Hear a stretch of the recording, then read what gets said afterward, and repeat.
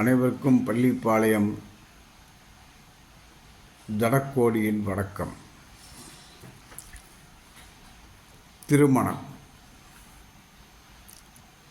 திருமண காலம் எவ்வாறு நிர்ணயிப்பது என்பதை பற்றி பார்ப்போம். முதலில் ஒரு ஜாதகத்தை எடுத்தவுடன் இவருக்கு திருமணம் உண்டா என்பதை பற்றி பார்க்க வேண்டும்.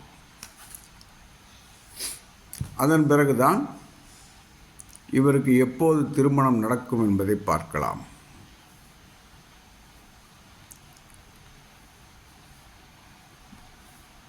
ஒருவருக்கு திருமணம் நடக்க வேண்டும் என்றால் அதற்கான கொடுப்பனை அந்த ஜாதகத்தில் இருக்கும்.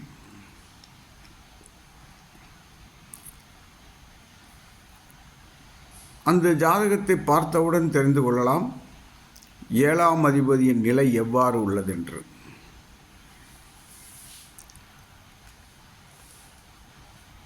ஏழாம் அதிபதி ஆட்சி உச்சம் பெற்று அமர்ந்திருந்தால் அந்த ஜாதகருக்கு இளமையிலேயே திருமணம் நடக்கும். 7ஆம் அதிபதி புதனுடன் சேர்ந்து நல்ல நிலையில் இருந்தாலும் இளமையிலேயே திருமணம் நடக்கும்.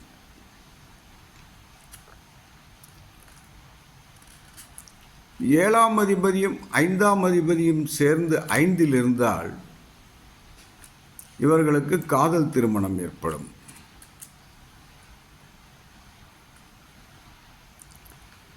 ஏழாம் அதிபதி 11ஆம் இடத்தில் அமர்ந்திருந்தால் இவருக்கு இரு திருமணம் உண்டு.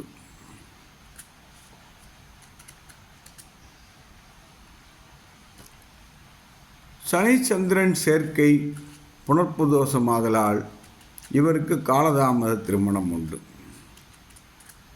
அதாவது 30 வயதிற்கு மேல் திருமணம் ஆகும்.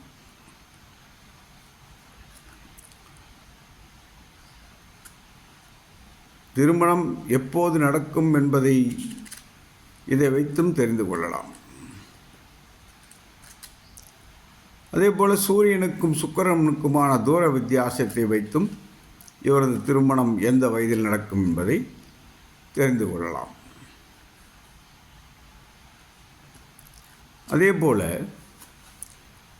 இந்த 7ஆம் அதிபதியானவர் 6, 8, 12இல் மறைந்திருந்தாலும் இவருக்கு திருமணம் தாமதமாகலாம் அல்லது திருமணம் இல்லாமலே கூட போகலாம். அதேபோல் ஜென்ம நட்சத்திரம், லக்ன புள்ளி நின்ற நட்சத்திரம், 7ஆம் அதிபதி நின்ற நட்சத்திரம், இந்த நட்சத்திரங்களில் உடைப்பட்ட நட்சத்திரங்கள் 3ம் சம்பந்தப்பட்டிருந்தால் 3 இடங்களிலும் இவர்களுக்கு திருமணம் இல்லாமல் போகலாம். 2 இடங்களில் டச்சானாலும் சாரம் 2 சாரம் கொடுத்தாலும் இவர்களுக்கு திருமணம் இல்லாமல் இருப்பது நல்லது. மீறி திருமணமானால் பிரிவினை வரும். அதாவது ஜென்ம நட்சத்திரம், லக்ன புள்ளி நின்ற நட்சத்திரம், 7ஆம் அதிபதி நின்ற நட்சத்திரம், இது 3இல் 2 இடங்களில் உடைப்பட்ட நட்சத்திரங்களான சூரியன், செவ்வாய், குரு சம்பந்தப்பட்டால் திருமணம் பிரச்சனைகள் வரும். அதேபோல் இந்த 3 இடங்களில் கேது சாரம் கொடுத்தாலும் அவருக்கும் திருமணம் இல்லாமல் போகும். மீறி திருமணமானால் பிரிவினை வரும். இது இருக்கட்டும். 7ஆம் இடத்தில் சுக்கிரன் இருந்தால் காரகோ பாவகநாஸ்தி என்று கூறுகிறோம். இது ஏற்றுக்கொள்ளும்படி எல்லா நிலையிலும் வராது. மேச லக்னமாக இருந்து 7ஆம் அதிபதி சுக்கிரன் 7இலேயே இருந்தால் இவருக்கு நல்ல மனைவி அமையும், அழகான மனைவி அமையும். இங்கு காரகோ பாவராஸ்தி என்பது ஏற்றுக்கொள்ள தேவையில்லை. அதேபோல் ரிஷப லக்னமாக இருந்து விருச்சிக 7ஆம் இடமாக வரும்போது செவ்வாய் மேசத்தில் ஆட்சி பெற்று அமர்ந்திருந்தால் இதுவும் காரகோபாவக நாஸ்தி என்று ஏற்றுக்கொள்ள முடியாது. இவருக்கும் நல்ல திருமணம் அமையும்.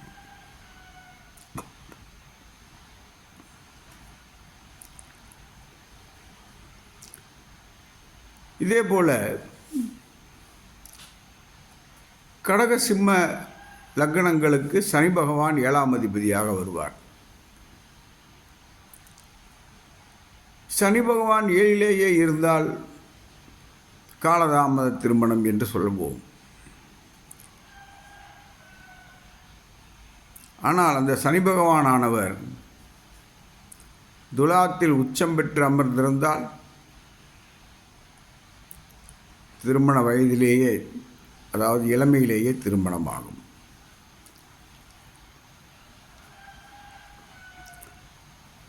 அதே போல கன்னி ராசிக்கு குரு பாதகாதிபதியாக வருவார். அவரே களத்திரஸ்தானாதிபதியாகவும் வருவார். இங்கு இவர் பிரச்சனையை கொடுப்பாரா என்றால், இவர் கடகராசியில் உச்சம் பெற்று அமர்ந்திருந்தால் பிரச்சனை கொடுக்க மாட்டார். ஏனென்றால் கடகராசிக்கு 11ஆம் இடம் குரு அமர்கிறார்.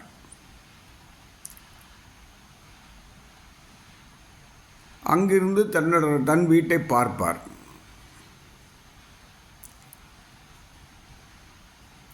இதனால் என்ன ஆகும்? 7ஆம் அதிபதி 11ல் இருந்து அவர் 7ஆம் இடத்தை பார்ப்பார், தன் விசேஷ பார்வையான 9ஆம் பார்வையால். அப்படி பார்ப்பதனால் இவருக்கு இரு திருமண வாய்ப்பு உண்டு. இதையும் கவனத்தில் கொண்டு பார்க்க வேண்டும். குருதானே என்று விட்டுவிடக்கூடாது. 7ஆம் அதிபதி பாதகம் செய்வதால் முதல் திருமணம் பிரச்சனையில் முடியும். இவர் 11ல் அமர்வதால் 2ஆம் திருமணம் விசேஷமாக நடந்து நல்லபடியாக வாழ்வார்கள். இதை கவனத்தில் கொள்ள வேண்டும். ஏனென்றால் குரு பார்க்கும் இடத்தில் உள்ள உறவு பாதிக்கும் என்ற வகையில் இவர் 9ஆம் பார்வையாக 7ஆம் இடத்தை பார்ப்பதால்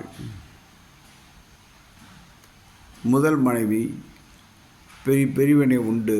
2ஆம் திருமணமே சிறப்பாக இருக்கும். இப்படி ஒவ்வொன்றாக பார்த்து நாம் சொல்லுவோமேயானால் திருமண காலத்தை நிச்சயமாக சரியாக சொல்ல முடியும். மேலும் சந்தேகங்களுக்கு என்னை அழைக்கலாம்.